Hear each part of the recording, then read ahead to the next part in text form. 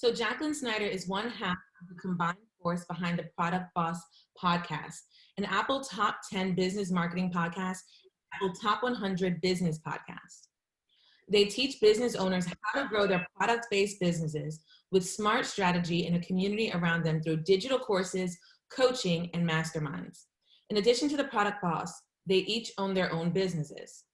Jacqueline is a fashion designer by trade and an apparel and accessories expert with over 14 years of consulting startups and a BFA in fashion design from Otis College of Art and Design in Los Angeles, where she's originally from. She owns Designer Consulting Co-op, DCC, and has helped over 1,000 startup fashion apparel and accessory companies grow their businesses. Over 1,000, that's amazing. In addition to DCC, Jacqueline launched her own product-based multi-six-figure business, Cuffs Couture, selling worldwide and dressing countless celebrities. You want to talk to her. She's amazing. And a fun fact about Jacqueline, she is married to Harry Potter. Actually, his name is James, and he plays Harry Potter on Broadway. She is the proud mama of 2 little munchkins and has been an entrepreneur since she was 10 years old. Welcome, Jacqueline. We're so happy to have you. Thank you for having me. I saw everyone's eyes pop up when it said Harry Potter. They're like, wait, hold on, Daniel Radcliffe? No, I get Broadway's Harry Potter. But have any of you seen the show, Harry Potter and the Cursed Child on Broadway? Yeah. Oh, you have? Okay. Did you see it recently? No, I think it was last year. Okay. You may have seen My Husband before they transitioned from the original British cast. But yeah, that's the one that gets everyone to perk up. But Harry Potter's 40 years old in the play, if anyone's curious, because his mom, when he booked the show, was like, you're playing a 13-year-old boy? We had to explain to her that he was an adult. So thank you for having me. I'm excited to be here. I am a transplant into New Jersey and a New Yorker. I am from Los Angeles originally, which is where I went to Otis College of Art and Design. And like you said, I'm a fashion designer by trade, but since I was 26, I've been an entrepreneur and I've started over 1,000 brands, and I've had the Product Boss for the last 3 years. So I'm going to go ahead and share my screen.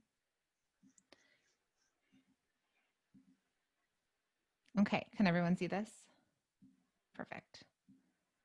All right, so today I'm going to talk to you about running an online business before and after the pandemic. And again, my name is Jacqueline Snyder, and thank you for having me here. Okay, set this up. Okay, there we go. So this is me, Jacqueline, and I am a CEO, a fashion designer, a business strategist, a podcaster, a digital marketer, a consultant, and a wearer of many hats. And this is just me in many of the hats that I wear as a mom of 2 kids, a wife, myself, a CEO of my business, and a supporter of my community and the students that I have as well in the digital community. So just quickly again about the Product Boss. So since we launched our digital courses in July of 2019, we have taught over 10,000 students and counting. And our strategies and advice have been an integral part of scaling our students' businesses at all revenue levels. From the jewelry company that brought in $750,000 in revenue in 2018 and is now on track to $4 million in 2020, to the smaller scale jewelry seller who went from doing $300 in revenue monthly to selling $1,000 in just 48 hours. And I'll share with you some stories of businesses that I have supported and we have supported and worked with. Usually it's my partner and I when we do these, so I haven't been solo in a while.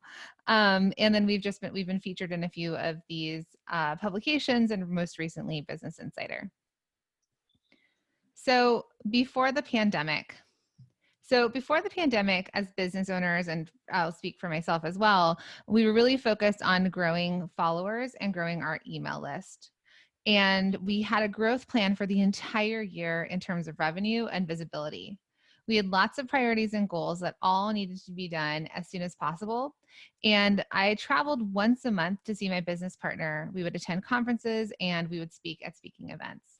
So my partner and I are in different states. She lives in Iowa and I live in New Jersey. So the amazing thing is that we've been able to build this business virtually, where Zoom, as I was saying, I'm quite familiar.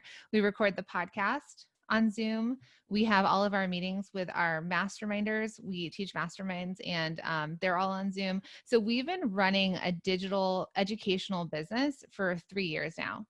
I do come from a background where when I lived in Los Angeles, because for about 10 and a half years, I had only designer consulting co-op. And I had a huge office. I had a team of 5 people. I had sewers and manufacturers that I managed, a huge overhead. And as a business owner, I always wanted to pay my team before I paid myself, even though I still always had myself on salary. And at 10 and a half years into my business, I realized that things just weren't working anymore for me. So the way that I started it was no longer working. And you have that ability to pivot. And for me at that time, I realized that my business was going into debt because I was taking on a lot of the, how do I say this? Like the risk for my clients, because at that point, Designer Consulting Co-op is one in which I helped people start clothing lines, so from scratch. And if I manufactured shirts for them and something went wrong with the shirts, I would be financially liable and cover that. Now, while it was an amazing business and I was able to build it to a multi-six-figure business, in my 20s, it was risky. And so as we started to see a shift in the industry, that people were getting online, that people were hiring coaches, that businesses were looking for expert advice, but they didn't have to hire only a consultant, I realized that I could transition that business. And so I did. I transitioned Designer Consulting Co-op to be a fully virtual consulting company. So I still have that business and I still virtually consult all of my clients that are in different places in the world. And I started the Product Boss. So I just want to reference the before the pandemic, because everything's kind of gone out the window since then, and there has been some major changes. And so by focusing on growing my followers and my list, I was really focused on getting new people to follow. I don't know about you all, and I'm sure, but I mean, there's this thing of like where you want to get a lot of followers, whether it's on YouTube or Instagram or TikTok or Snapchat, and it's always about acquiring and getting more and more and more, right? Because that we think is going to equal fame or going to equal revenue. And it's that chase. And I'm going to share with you as we go further into this presentation that that's not always the truth. We also had plans for the entire year. Everyone here had plans for this year? Did we all think we were going back to school in person, or, that we were going to go on a vacation, or someone was getting married? Everything went out the window. And that is something that's always true. We actually never have control of what's going to happen tomorrow or in the next moment. But this year more than ever, globally, we all had to hit the pause button together. And there was something that brought us together in that we all knew that we were mourning the loss of canceled anything. But at the same time, it was individual losses for each of us, but we were all going through that. So plans had to change, and we had to get scrappy and creative and really adapt as human beings know how to do. Also, having a lot of priorities and goals that needed to be done ASAP. We all feel like there's so many things that need to get done. I want to do this and I want to do that. And you have all these plans for growing your business, plans for revenue streams, right? We had course ideas. We were going to do a lot of in-person events this year. We were going to do a 1-year mastermind, which would cost $15,000 per person, but it would take a lot of travel and in-person events. And those things had to change. Our priorities had to shift. And then traveling, oh, how I miss traveling. And I miss my business partner. Thank goodness again for Zoom. But we were very caught up in our lives, right? Running around everywhere and being really caught up. So there's something beautiful that happened during the pandemic, this kind of forced slowdown and forced prioritization of plans. And I think, and what I'm going to share with you is the difference between businesses that were able to pause for a second, say, what do I need to do next, and pivot quickly. And then we saw businesses that just kind of stopped, or people or business owners, and they just decided, I'm just going to stop. I don't know what to do next. And that fear kind of stopped them. So I'm going to share with you the 3 truths to not only surviving, but thriving during the pandemic. But first, I'm going to start with the 3 untruths that we told the business owners that we work with that they needed to eradicate from their thinking. So when the pandemic hit, these were a few things that we heard. People don't have money to spend right now. Or I shouldn't be selling to my customers or consumers right now, or all of my options have been canceled. So thinking like that, a couple examples, because we have followers on Instagram and we communicate a lot with our community, and somebody wrote to us and was like, someone basically, digitally yelled at her for showing up and selling her candles or her yarn or whatever she was selling. And they were like, this is not the time to sell. And she came to us and we said, of course it's the time to sell. If people want what you have to sell and Amazon cannot deliver, because if you remember Amazon, out of all times in the world, Amazon was only fulfilling essential items. And they could not even hit their 2-day Amazon Prime. So that allowed for small businesses to kind of jump in. Because if you had your business at home, you didn't have to go anywhere and we had to stay home, that was the opportunity for candle makers out of their basement to show up and sell more. So when they also said they shouldn't be selling right now, I said, well, what is the government doing? Why is the government giving money to small businesses to stay afloat? They're literally trying to keep small businesses in business. They're the ones who employ the majority of people in this country. And so if you have the opportunity to sell, if you have the opportunity to keep making money and employing people, or not have to take a grant, or not have to, unemploy people, then you are not only helping the economy, you're also helping your community. The other untruth was people don't have money to spend right now. And let me tell you about April of 2020. So we shut down mid-March. Obviously, us in New York, the East Coast, we were some of the first to shut down. It was crazy. So on Shopify, which is an e-commerce platform that a lot of our e-commerce businesses have their products on and they sell through, Shopify was reporting Black Friday level spending for the entire month of April. So Black Friday, you like hit this peak and there's a lot of money being spent. It was happening the entire month of April 2020. So within a month of the shutdown, people were home and they were looking for things. One, there's retail therapy, right? People were just looking to feel better about stuff. People also had other needs now that they were home. They had to take care of their kids at home. They needed more toys. Maybe they were homeschooling. Maybe they now had to work from home and they had to make their background look more appropriate.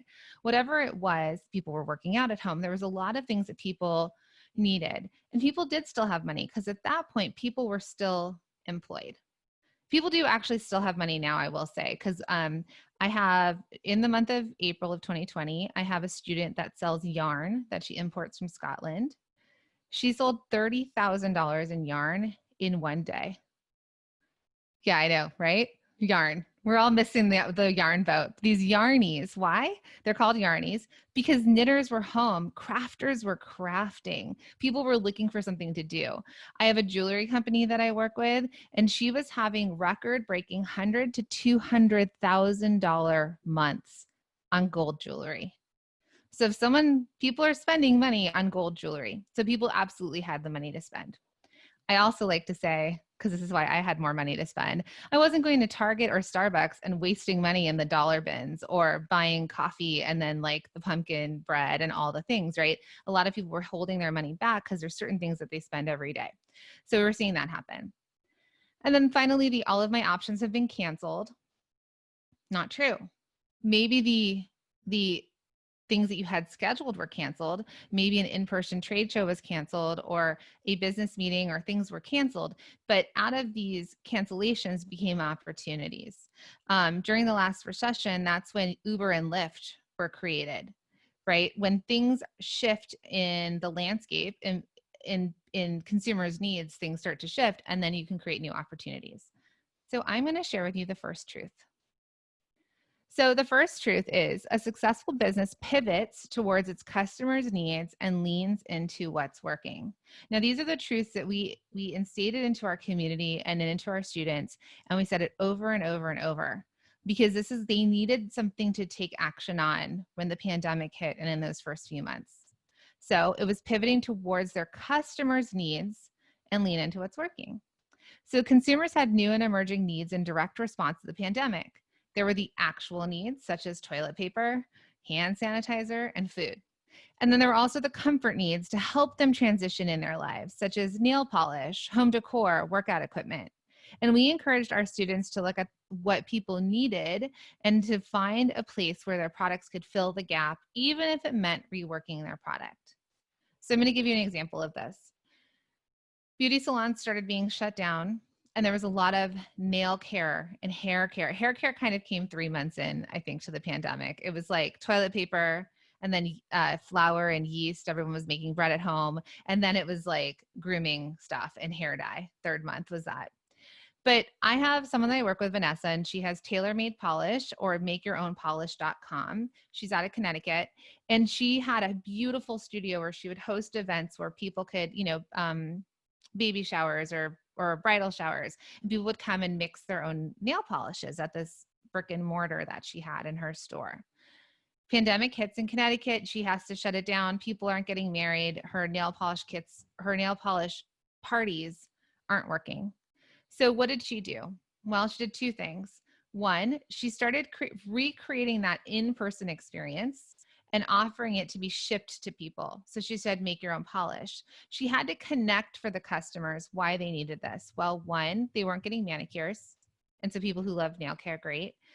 Second thing is that people were bored, so they were looking for things to do. Knitters are going to knit. Other people were like, oh, I'm going to learn to give myself the perfect manicure. Or that would be really fun to make my own nail polish because people slowed down. So she gave them an activity to do. And she shipped it to them. So she made it really easy for them to get it. Now, the other thing she did is she looked around and she said, I have the exact ingredients that are needed to make hand sanitizer.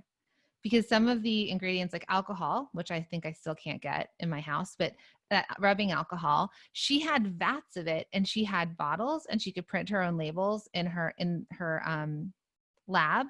And she basically then all of a sudden created hand sanitizer.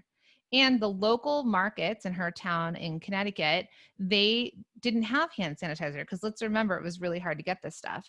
And so she actually went to them and said, hey, I'm making this. Would you like to buy it? So she actually opened up wholesale accounts. Now, does she still need to make hand sanitizer now? No, she doesn't. The industry is caught up, but she was able to pivot towards the needs of what people needed at that point. So we saw that with restaurants. I don't know if any of you saw this, but restaurants, what they realized is they had all of these goods. We have some really, we screen grabbed a lot of really cool examples. There was a restaurant that was like an Italian restaurant, and they gave you raw pasta. They gave you make your own pasta night, basically. So raw pasta, some sauce, maybe some onions because they were buying in bulk, some like large bottles of soda because they had it left over in their thing, and some really great marketers put toilet paper because it was a time when people couldn't get toilet paper. So like, let's buy your own pasta night.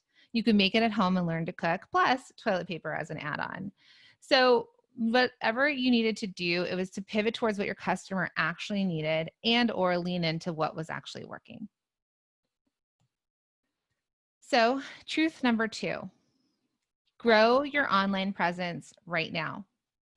So the cancellation of in-person shuttered the 2020 plans of almost every business. And we encouraged our students and clients to go virtually immediately, regardless of whether they had a store website, right? We said, we're going to help you get online with or without a website. We just need you to get online immediately. And what we did know and what they needed to realize is that they all had social media, and that was and is still the place to be. So how many of you have watched D-Nice and Club Quarantine? Have any of you, I know you're younger, so we might all like follow different people. I can't see faces, but okay. So D-Nice is a DJ who, right in the very beginning of the pandemic, started doing Club Quarantine. He was just holed up in his house, and he was like, just join me tonight. He had, I think it was like 80,000 people live with him as he just spun beats. I'm so lame because I don't go to clubs or anything anymore. But anyways, he DJ'd for the entire night. Michelle Obama showed up. Quincy Jones showed up. Justin Timberlake was there. Ellen DeGeneres was there. I partied with all of these celebrities one very special night with D-Nice online, and people were chatting. I mean, every celebrity you can think of was there. I mean, Michelle Obama kind of took the night, but they couldn't believe she was there. And that set him off. 1,000 people. And then night after night after night, he continued to show up. He was a DJ. He was out of work. And he wasn't getting paid, but he showed up online and he created this community. He was just the DJ at the Emmys. That's how far he's come. He's like I think he's in his 50s. He's been DJing for 30 years. My neighbor actually has known him because he was from New York. And he's been doing this just in clubs forever. And then it just took this one thing where he showed up online and increased his online presence. So where else have we seen that? Well, in my business, in my community, we started showing up every single night and doing Instagram lives and talking through it, answering questions and saying, what do you need right now? This is what you need to do. We just needed to motivate them. And we had to step into these roles as leaders, even though when we would get off, we would cry and think, what are we going to do next? What are we going to say to them? And so growing our online presence for us, and when I compare it to pre-pandemic times, pre-pandemic, we were just trying to get new people all the time. I had my assistant writing back to everyone. Oh, I'll just have my assistant write you back. Or, like it was very distant from the customer. Once this all started changing and we needed to get online, I was on DM all the time. We were showing up and doing video. It was very much about growing our online presence and our online community and showing up for them. And then when we had Black Lives Matter and that movement happened and there was devastation in this country, and then as we started to shift it, we also needed to show up for our community. We amplified voices online. We shared our platform. We had to speak out for something. And so online presence and that's what's been able to shift this country a bit too, because we all have access now to TikTok videos or Instagram. We're all able to kind of keep an eye or be aware of what's happening in the world. So growing your online presence is really important. And at this point, it's not only about bringing people in. At this point, it's actually about just supporting the community that you have. But as you do support your community that you have online, what will happen is they will then tell other people about you, like D-Nice's Club Quarantine. Oh my goodness, last night we danced to this. And then someone else will come in, right? And then it turns into word of mouth. All right, so finally, truth number 3, scrappy and creative will set you apart. So entrepreneurs must lean into resourcefulness and determination. They're courageous and ahead of the game because they started a business in the first place. So this is something I had to keep telling our community over and over and over. You are an entrepreneur. Not everyone is an entrepreneur. People work for people their entire lives. The majority of people probably work for people their entire lives. An entrepreneur is someone that has an idea that is, even if you are risk adverse, you are willing to take a risk for something that you really believe in, and you're willing to take that chance to start something and grow it and put in effort, time, money. And so I had to remind our community that they're entrepreneurs, and that if they were to look around at their friend group, at their friend circle, at their neighbors, majority of the people that they know probably were not also entrepreneurs. So they were already ahead of the game because they were already creative. They were already scrappy. They already figured this out when they started their businesses. So I'm going to share a couple stories of product-based businesses that we've worked with and some of the things that we saw that they did. So Larissa Loden, she's a jewelry maker, and she previously sold her products to 800 physical retailers. So, and she also would go to all of the fashion trade shows. She was here in New York. She'd go across the country. That was a huge part of her business. Plus, she sells online e-commerce. So when the pandemic hit, she had to, a lot of the retailers, there's a lot of brick and mortars that are still still owned by people who haven't fully transitioned online. They may be women that have owned their store for 30 years. They're brick and mortar. They're kind of old school is where I was going with that. So she had to pivot rapidly, and she created the quarantine craft club. So we're going back to that idea again of people, because at that point, people were asking me, well, how do I sell jewelry? Why would anyone want jewelry right now during this time? And we were like, you need to make the connection for your customer.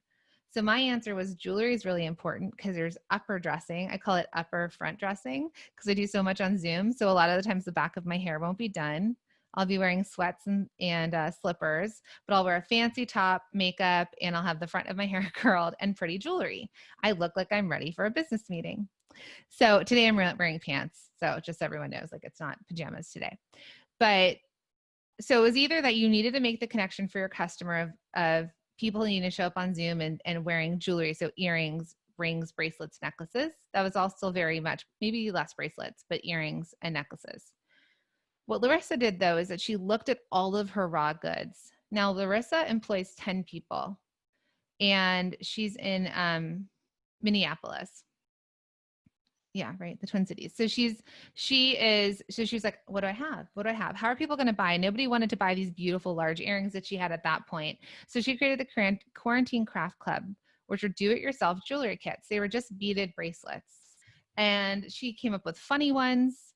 She had ones that, one, I don't know if we can cuss because it's a class, but the F word, like there were ones that said, she did ones for George Floyd. She's had all sorts of bracelets that have been very relevant to the times. She had ones where people could pick their own names. All sorts.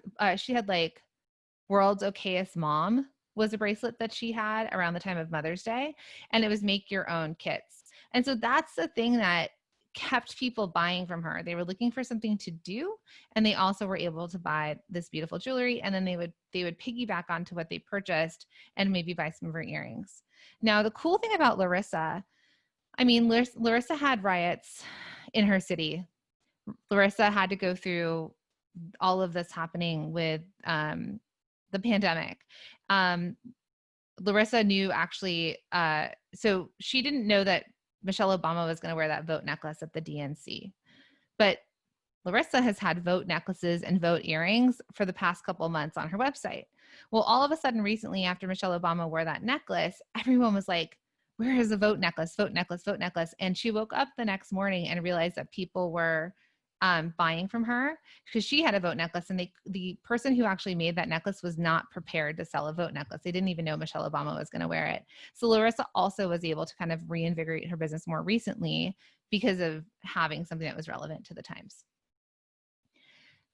Getting a scrapping creative in the digital, since I'm a digital marketer and we create digital courses, the thing that we had to do was that we have launches planned into our calendar. Right now we're in the middle of closing a launch today for Multi-Stream Machine, which is our signature course that helps product-based businesses.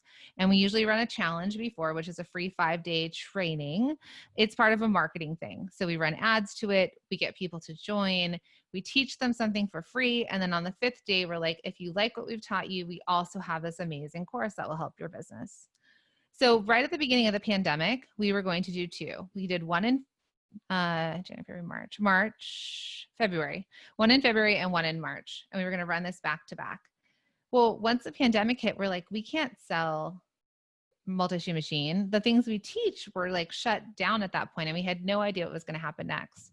So we had to scramble, and we're like, well, all of these students and people in our community keep asking us these questions. What if we created a course that would meet their needs? So at that point, we came up with the Survival Kit course bundle, and that has 3 things in it. It has a pivot and sell framework course that teaches people that if they're a retailer, if they have a brick and mortar, if they have an online store, if they sell on Etsy, if they used to sell at markets, how can you quickly pivot and start selling immediately? How to get online, how to sell through social media, how to use apps like the Nextdoor app or Facebook Marketplace, and how to keep meeting the needs, how to do local delivery. So just to let people know, because at that point we had Easter, we had Mother's Day, and it was like, hey, you need a candle for your mom for Mother's Day? I'll drop it off on your doorstep. So we taught that.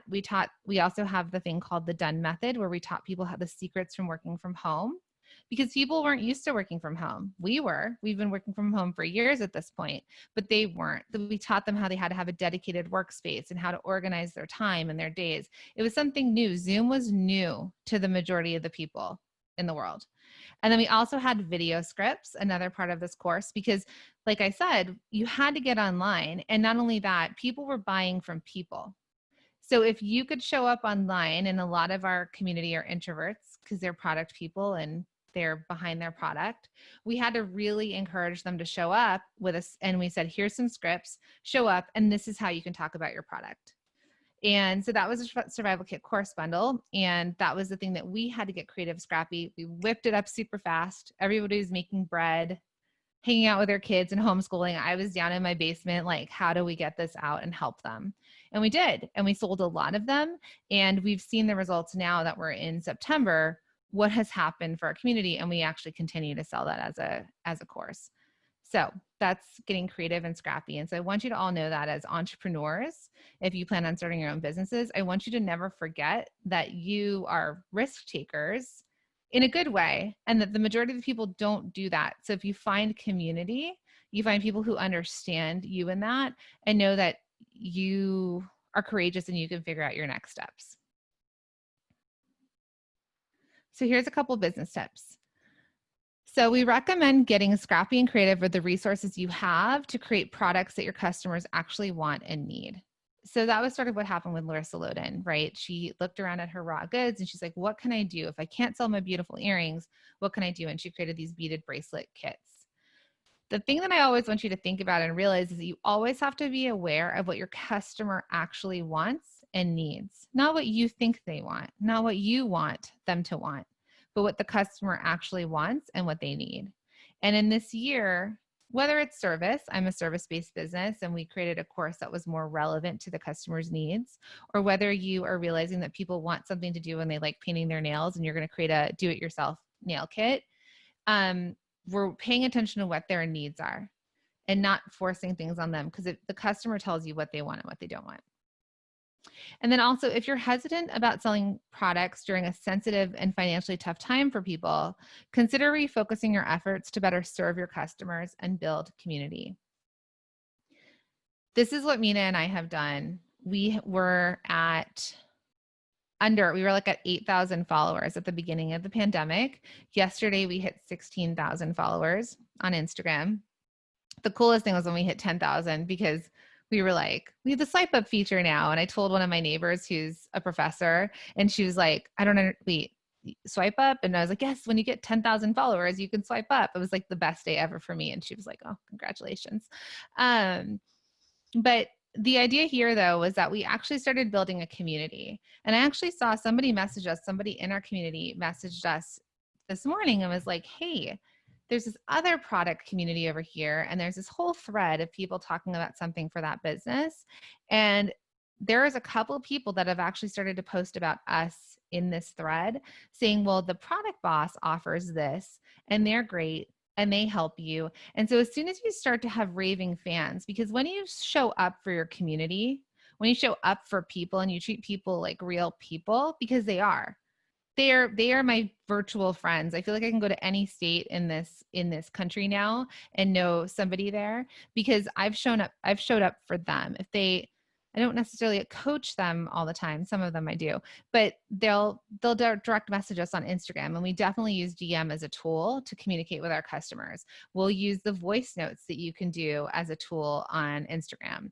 We have a Facebook community, a private Facebook community for our product bosses. And every time we create a program, there's also a Facebook community, and we show up for them. So if you feel like things are weird or sensitive, if you show up for your community, if you build community, then we'll also remember the people we got through the pandemic together with, and then they will be loyal and raving fans moving forward. And I can say that. And I had, again, nights of crying. I've cried a lot over the last 6 months. I don't know how many months it's been, 7 months. I don't know. But I've cried because I had moments of, I don't know what to do as a leader, because they looked to us as leaders and we didn't know either, but we just showed up and we just tried to positively lead them, not by lying to them, but by saying, this is how you stand on your feet. Let's keep going. Let's all keep going. So we tried to show up as leaders. And then the other times I've cried where I was like, I cannot believe the impact that we've had on these people. So we are now starting to see the fruits of our labor or from people that we've supported, and all of the amazing things that are starting to happen. I got a message from this woman named Jessica Miller from Bella Vita Candles. She is a family therapist, her own practice, kind of a spiritual practice.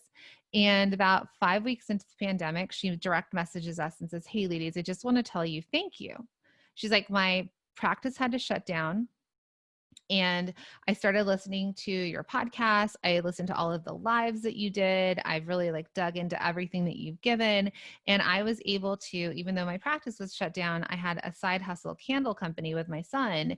And I started leaning into that. And she's like, I'm now making 4 figures a week. She had like almost 2,000 followers on Instagram too at that point. And I was like, this is crazy. How'd you grow 2,000 followers? Well, she's like, from listening to your stuff, I've been able to get 4 figures a week for my business. I've been able to continue to support my family. And now last month she was on Good Morning America because of how she's pivoted and done this business. She had like a $5,000 day one of these days for making candles. She shows up online now. She has, I think, close to 5,000 followers now. And she's created community around a candle business, which is crazy, right? Because you would think products, well, what community do they have? But she also shows up for them. So it's just been incredible to watch. And then finally, I want you to connect your audience by leveraging your social media presence, which is kind of, I guess, a little bit what I'm talking about, but connect with your audience by leveraging your social media presence. So buyers or customers or consumers want to support the human face behind the brand, and they make value-based decisions during difficult times. So if we think about the purchases we're going to make this holiday season, there are going to be a lot of sales. There's a lot of online sales. And you're going to decide, because just as a side note, I think that over 70%, I saw this somewhere, over 70% of Americans will do all of their Christmas shopping or holiday shopping online. Over 70%. So what we've been getting our community ready for is this is going to be the craziest, busiest online shopping season ever. Are you ready for it? But they're like, well, how do I do it? What do I do? How do I prepare? So we keep pushing them into showing up and by showing their face. Because for the value side of this all, when we think about government stimulus packages and we think about restaurants saying, please order out from me because you're going to keep our business afloat. But when you just see the restaurant and you don't see the business owners behind it, you actually you can disconnect. You don't know who you're actually supporting. Target or Macy's or Walmart or Home Goods or wherever, you look at it and you're like, oh, they're a big corporation. They have plenty of money, right? You don't necessarily see the faces of the employees, which is why Amazon at some point, I know there's a bunch of stuff around Amazon, but Amazon at some point showed the people in the fulfillment centers. They showed them in the fulfillment center and then going back to their family. They started to try and connect consumers to the people they were actually supporting by keeping them employed. So as a small business, the idea here is that we want consumers to buy your candles, but we also want them to know why they're buying your candles. You have a family. You too have been hit by the pandemic. You are trying to grow this business. The value is that they're buying from you and maybe they're following you on social media, watching you pour the candles, watching you talk about what scent should I make the next one? And you might say this or that. And then you're asking your customers or consumers to give you information back. There's never been a better time to connect with your audience and your customers or potential customers than now.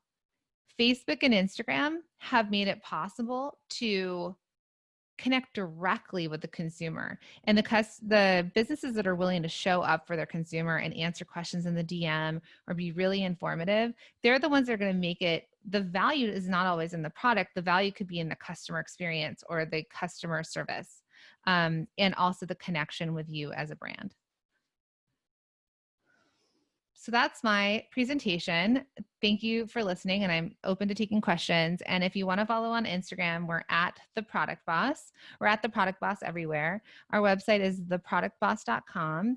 And if you listen to podcasts, you could subscribe to The Product Boss podcast anywhere that you listen. So thank you so much. Thank you. Amazing. That was amazing. So what questions do you have? Feel free to start asking. That was one of the best e-talks we've ever had. Really? I don't even know if you really understand the level of value that you just received from that e-talk, but Jacqueline, you're amazing. Thank you. Thank you.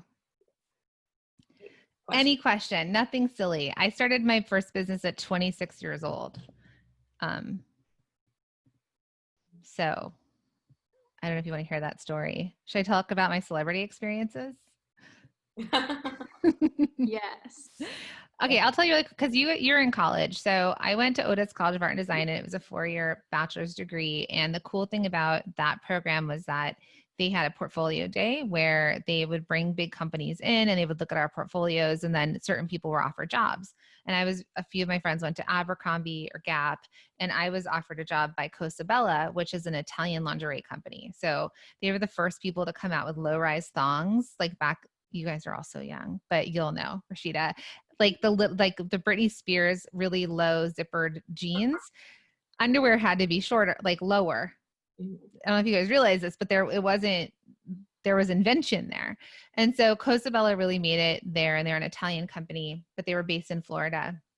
They hired me. I moved to Miami out of college and was given such opportunity to work for them. So they were still a business run by the family, even though they were like a $25 million business. And I had a lot of opportunities as a young person. Like I showed up and I was the designer of swimwear and of their ready to wear. And that was the time of Jessica Simpson, and she loved my bathing suits, and Sarah Jessica Parker because of Sex and the City. Again, I feel like I'm aging myself here, but it was really cool and it was a great experience, and I was given a lot of opportunity. And then I was scouted by Jamie Presley. She's on Mom. I don't know if you guys watch that, but she's been in like Joe Dirt. What else? She's kind of like, she plays like the sexy Southern woman in a lot of things. And then I was hired by her, and that was during the time of celebrity clothing lines. J-Lo came out with her line, Victoria Beckham, Gwen Stefani. It was a time of celebrity brands. And so she hired me, and she also, again, I was like 23, 20, no, I was 24, 25. And she was like, here, I'm doing this line. You're a great designer. Design it. And I designed, I did the trade shows. We did fashion shows on The View. Tyra Banks had a talk show back then. We traveled all around the country and did runway shows at clubs like in Vegas. Chrissy Teigen at that point was just an 18-year-old model that we had to track down because we couldn't find her because she was running around like a party girl. Now she's Chrissy Teigen, the mom and, business owner. Robin Thicke, we built a stage over a pool in Hollywood and like had Robin Thicke perform there before he was ever Robin Thicke that we know today. So a lot of stuff like that. And I was given, again, a ton of opportunity, one with celebrities and with just coming up with things on her dollar, basically. When I was in school, they said, don't start a business right out of school. Go work for someone. Go make some of your mistakes on their dime. And then you have so much time. I mean, I felt like I was working forever at 26 when I started my business. Like I've been in business for 3 years. I don't know. But I actually I fell into it. So I worked for her and she made me crazy, like crazy. She was not supportive she really pitted the girls that worked for her against each other, which I'm all about. Women supporting women, lifting each other up. I'm not into cancel culture. I believe, especially women, like we really have to always look out for each other and lift each other up. It's like, I can't do this. So I was going to go work for another big designer. I interviewed with Monique Lhuillier, with BCBG. I was interning for a really big designer in LA. And then my neighbor at Jamie Presley's in the building that we were in, she's like, hey, I can use your help for a little bit. Come work for me. And she had a maternity line. She said, come work for me and we'll just figure things out. So I was working for her. And then she's like, I was helping you guys a lot. She's like, why don't we start a consulting business and start to help other people? And I'm a quick start. So I'm someone who's like, I have an idea. Let's do this. I'll figure it out while we're doing it. And I was like, great, let's print out flyers. Cause again, this is like so I think we were still on, I think Facebook was new or to us. We were maybe on MySpace still. And I was like, let's print out flyers and leave them in the local coffee shop of the fashion building that is like where all the showrooms are at. And we did that and we started getting clients. And so we started consulting people and bringing on clients and helping them start clothing lines. And then she got pregnant with her second kid. She's about 10 years older than me. And she's like, I can't do this. I'm out. You can keep these clients. So I actually was an accidental entrepreneur. I would have still wanted to work for Monique Lhuillier or BCBG, but I had these clients and my mom and my dad were entrepreneurs and they were like, just try it. What's the worst that's going to happen? Do a year. If it doesn't work, you can go back and work for someone. So I did. I worked from home. Then I got an office and I had my clients, and that's how I'm at over 1,000 brands now, because I was the go-to person in LA to start a clothing line. And that's what started my entrepreneurial journey. And I just figured it out as I went. And while I was doing that, I had an idea for Cuffs Couture, which was a wearable wrist wallet. Again, in my clubbing days when I wanted to go out and dance and I didn't want to take a purse, I could put my credit card, my ID, a key, and go dancing.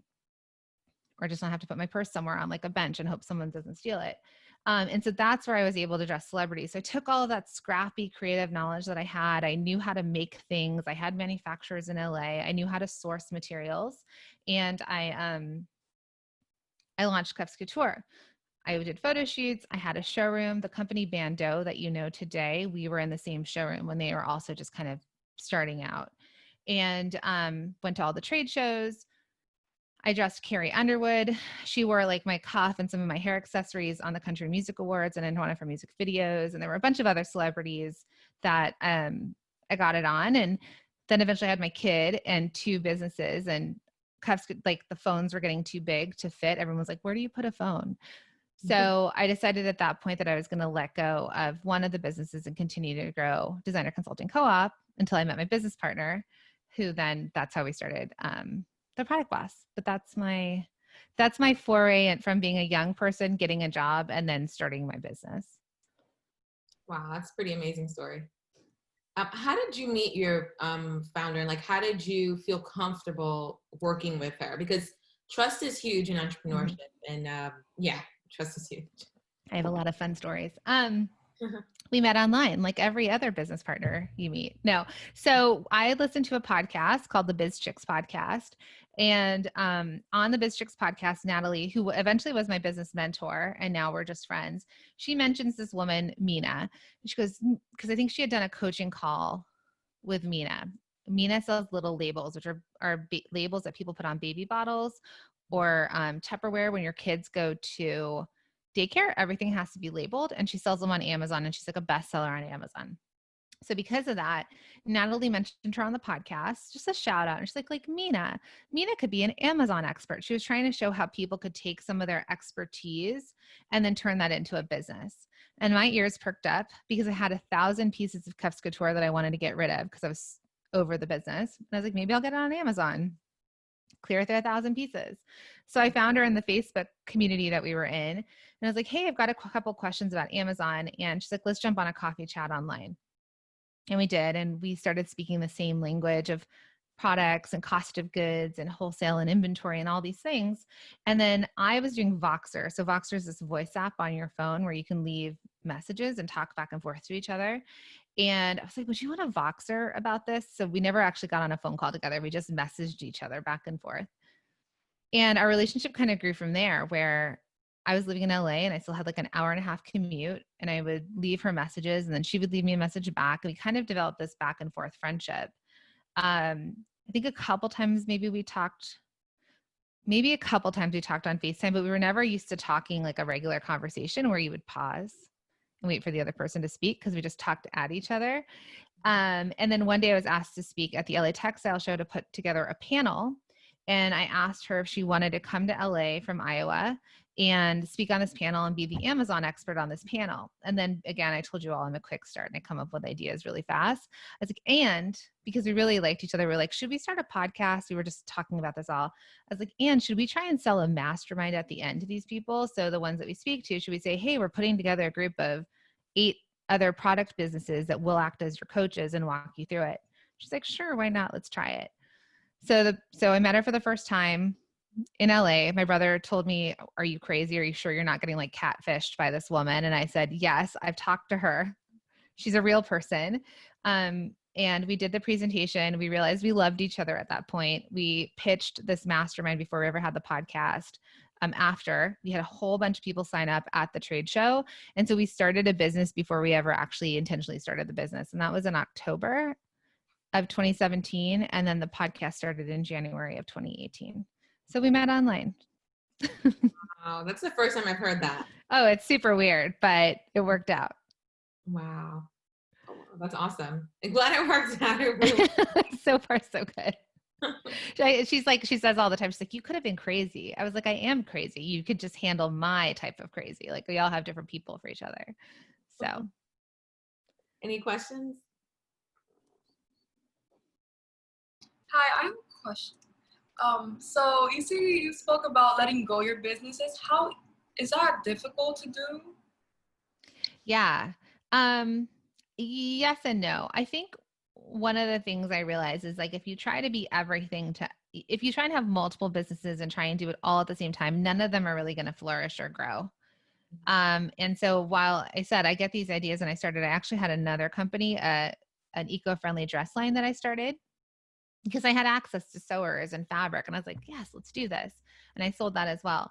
The thing with that business is I really didn't do anything with it. And eventually someone actually came and and they bought the trademark from me because I own the trademark. So I ended up making more money on selling that trademark than I did on the actual product. Letting go of Cuffs Couture, I'll say I let it run its course. And then I was over it. I think as an entrepreneur, you're always going to have a good idea. And I just told this to our community the other day. I said, I believe that each and every person, I don't know any of you, but I believe each and every one of you as well can make $1 million in revenue a year. I believe each of you have the potential to do that. Women, men, anybody, anyone. But it may not be the first idea. And it may not be the idea you're currently working on.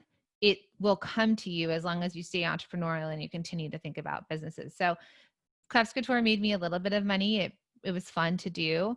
Designer Consulting Co-op was great and it supported my family. The Product Boss is the thing that's actually going to leave a legacy and create wealth for my family. And that's my fourth business. Yeah, that's really important advice. And you know what? I have, that's my goal within a year and a half. So I'm gonna. Okay. That really is my goal, actually. Good. Perfect. Let's talk. We have to talk more about that. But I'm curious, what do you guys think about that? Because I know many of you are aspiring entrepreneurs, or you might have, I mean, Andrea, you have so many ideas about how to change the world. I mean, and you're so passionate about it. You know, Jordan, same thing. I like your clothing company idea is amazing. And it could be beneficial for right now. So like, what are your thoughts on, you know, what Jacqueline has said to us? I mean, like he said, like, just because I'm not a risk taker, so she said you have to like take risks. So I guess I'm gonna have to start doing that to see where it goes. Because like, um, I don't know. I just have to start taking risks, and failure is a part of life. So I guess that has to be a part of my life if I'm trying to take this thing off somewhere. So I have to take risks and just keep going and try to use the resources that I have to, you know. Can I ask you a question? What's a risk that you're afraid to take? Putting my all into something and not receiving anything. Okay. So whenever you feel overwhelmed, because that's crushing, right? I had no idea when I started this back in 2018, never did I ever think about how big this would grow. You just have to take the first next step. So as you're thinking about what do I do next, just take the first next step, right? When a child learns how to walk, they stand up. They don't stand up and start running. They kind of stand up and they're like, oh, okay, this is what it feels like to stand up. And then what's the next thing they do? Then they start to take a step without holding on to something. And then they realize they can do that. And then eventually they're running. And then eventually you're just trying to make sure that they don't, fall off the edge of something. But I want you, when you start to feel overwhelmed, I want you to just think, what's my first next step? So here's a tip for the risk adverse. I come from a place of scarcity. I grew up in a very unstable family with very unstable financial situations. And if you give me a gift card, I will not spend it because I'm like, well, what if we need the money? Like I have Sephora gift cards. I'm like, I'm never going to need extra lipstick if we're like completely out of money and homeless. Right. But for some reason I still won't use my Sephora gift card, but I come from a place of scarcity. So my risk is calculated risk in a way too. I'll still, like right now, I haven't gone full Product Boss. I still have Designer Consulting Co-op because I'm afraid when you ask about shutting down a business, I'm afraid, well, what if I let go of this thing I've controlled for so long and that I know works to go full on into the product boss when I really don't put a lot of effort anymore other than client calls with Designer Consulting Co-op. So one thing that you can all do if you're thinking about that is think minimal viable product. So what's minimal viable product? If it's a physical product, maybe you start an Instagram account. Okay, so a good example is, let me actually see if I can share it with you.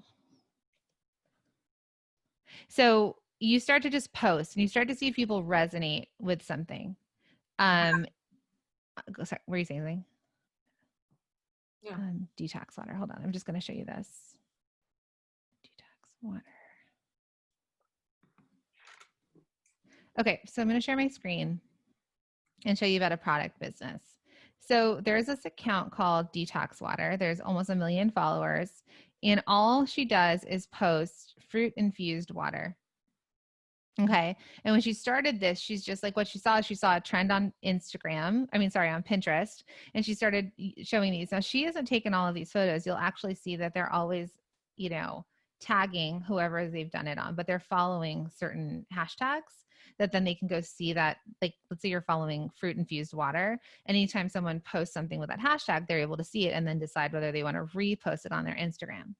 So she did an entire, so much here is fruit infused water.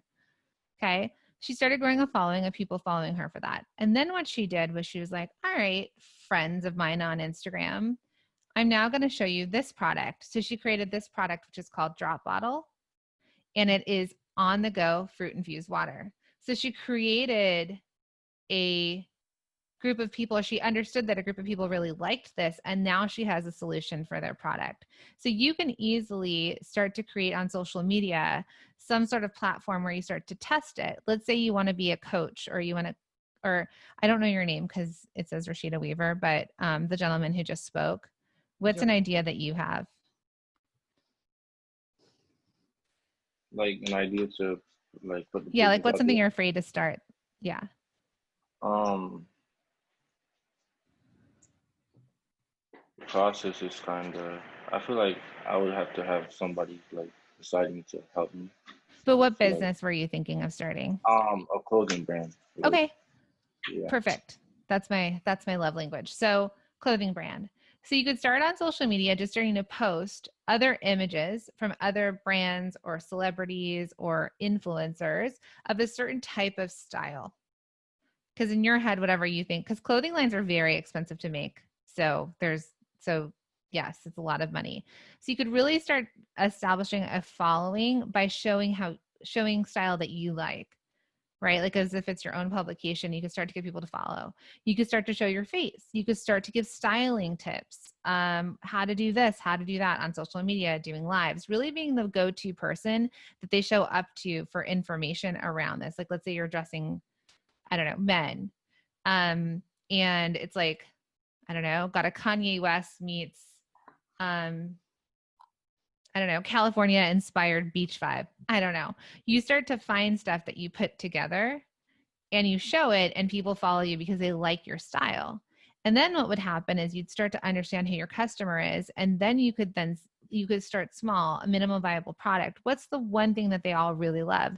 Maybe you realize there's something missing in pants or shirts, or maybe you just start by doing hats. And you start with a singular product that then you present to them because you're their go-to source for style. And then they're going to buy what you kind of say, like, hey guys, look at all these hats I just created. And then they're going to want to come to you for hats. Awesome. Thank you very much. Oh, you're welcome. More questions? Could be about anything. It could be about an idea you have if you want to think about how to start that. I have a question. What are some major lessons that you've learned throughout your entrepreneurial journey? Things that you didn't expect, things that you wish you knew? One thing is that you can't spread yourself all over for all the things. So, realizing that having all of these businesses, it's hard to focus on all of them with the same amount of energy. Mm-hmm. But I was still able to get my creativity out. So that was one thing. The other thing is that there's a unlimited amount of money to be made in the world. So some people, I've really had to work on my mindset when it comes from a scarcity. Like I have to retrain my brain that I'm not, that there's always, and I do, I've had these businesses that have been in abundance, but my brain comes from another place. So really understanding that I can grow something and it could be stable and it could be great. And if it's not, or if I don't want it, I can end it and I can start something new. Work with people you like and be kind to people that you work with, because if you're in an industry, you're going to see them again. So I would say never to be miserable. I know people use the word like life's too short, but really like it's not worth your own mental health. It's not worth living something that you don't want to be living. So yeah, I think working with people that you like or that in a job you like. And I do fully believe in education. My husband's an actor, but he also has his BFA. I have my BFA. I think what you learn even just in a maturity level from college and then working for somebody else initially, because there's a lot you will learn about business working for them. And there's plenty of time for you to start your own businesses as well, or at the same time. Real quick tip, make sure though, it's not, has anyone ever heard of the Bratz dolls? What happened with Mattel and Bratz dolls? So a toy designer who was working for Mattel, he might've been in the Barbie department, was designing the Bratz dolls on the side, ended up selling the Bratz dolls to another toy company. Well, because he was employed as a toy designer for Mattel, they said that anything that he created was actually theirs. And so it turned into this crazy lawsuit with the other toy company saying who owned the rights to the Bratz dolls. So if you ever do work for someone, I want to make sure that you're not under like a non-compete, that it doesn't conflict with your job, that it is something that that it's still, that you think about the Bratz doll story. Yeah. And what is your biggest mistake, and what is that moment where you felt like I made it? So first your biggest mistake and your I made it moment. My biggest mistake. My biggest mistake was taking too long to make a really big change in my business. So when I realized I had to make a change was that I was like $50,000 in debt and I was paying myself $50,000. So this was like 10 and a half years into my business. I had this big team and I made sure all of them were paid and they got bonuses and all these things. And I always paid my rent and all my vendors, but then I was going into debt and I didn't understand it until I hired a business coach and she had me really look at my books and she's like, the exact amount of debt you're in is what you're paying yourself as a salary. And if I just simplified my business, I could have not had to worry about paying all these people. I wouldn't have been the one going home with debt and I would have been paying myself. So I guess I'll back into that and say, knowing your numbers, like knowing your financials, knowing where everything stands. Because also at that point, my entire team didn't have cars in LA. LA, everybody had cars, but for some reason, my team decided that was like, we were going to go for public transportation and they were allowed to use Ubers to go to contractors and drive around. Halfway into the year, I finally looked at my numbers once I hired a coach and she's like, why do you have $7,000 in bills for Uber? And I was like, I don't know why. I was like, oh, I know why, because they took it everywhere when it's not their money, they're spending it. And I wasn't tracking my numbers. So there was part of the debt. So I think that was my mistake of like not paying attention to the numbers, maybe being scared of it. And then not making changes when I could have, because I operated kind of from a place of fear. I'll probably come up with a worse mistake later, but that's what I can remember now. And then what was the other question? What was your I made it moment? Recently. Yeah. It's not even the financial part, even though we've made more money this year than I've ever imagined that I could ever make. But it wasn't that. It was like I told you, these stories from our community, our students, people who either pay for our courses or don't, but the impact that we've had and the fact that this has been such a crazy year and that they've come with their own individual stories and said, this is what happened. Thank you. I was just on Good Morning America. I just had my first $1,000 of sales. I've left my job and gone full product-based business. I had someone who was let go last year, and now she's building a house with a place in it. So I think the made it is kind of like impact. And when I started my business when I was 26, I wasn't looking for impact. I was looking to pay my bills. And now I know I can pay my bills, and that's almost like icing on top that I can pay my bills. Now it's like this impact on so many other lives. It's kind of it's awesome and scary at the same time, because we're growing, and it's something I just had never imagined for myself. Wow, that's amazing. And that's hope in the midst of the storm. Mm-hmm. That's awesome. That's awesome. So any questions before we let Jacqueline go? This is not a question, but what advice do you have for people that are more like thinkers than doers? Okay. Well, we need thinkers. Yeah. So if you're a thinker, so there's a book called Traction. It's either Traction or Rocket Fuel. Maybe Rocket Fuel. By Wickham is his name. And he talks about that there are visionaries. There's visionaries, and visionaries tend to need integrators. So I tend to operate more from a visionary. And if I didn't have Mina in this business, I probably wouldn't. I have so many ideas. But to take action on those ideas, or to know which ones to take action on, are where you need someone else. So I would say, if it doesn't always have to be a partner, you could hire an integrator, but it's somebody that, as you're the visionary with the thinker, you may need to find somebody who's your hands or your feet, either to partner with or to fill the gaps of who you can't fully be. Or it's okay, you stay a thinker, and then one day there will be the one thing that pushes you to take action on that one thought. Absolutely. Awesome. Any other questions? Business ideas? Okay. Silas, are you going to start a restaurant? Maybe not in 2020. That's true. We need an innovation there. The cool thing, though, for Silas, for example, and what I saw happen in 2007 with the recession, is that there is going to be a lot of changes to industries. So food, for example, there are a lot of people able to make things at home and deliver them. Mm-hmm. Bakeries are being built at home. There's different ways of thinking about food, and there will be restaurants, the big guys, that go under, which allows room for, like, out of the ashes grows something new. And so this could be the time that you start to really innovate and think about what could be a new way of doing business, not the brick and mortar with all the overhead, because restaurants are something, but is there another way to innovate? Wow. Awesome. Out of the ashes comes something beautiful. Mm-hmm. That's a perfect way to end. Okay. Well, thank you for having me.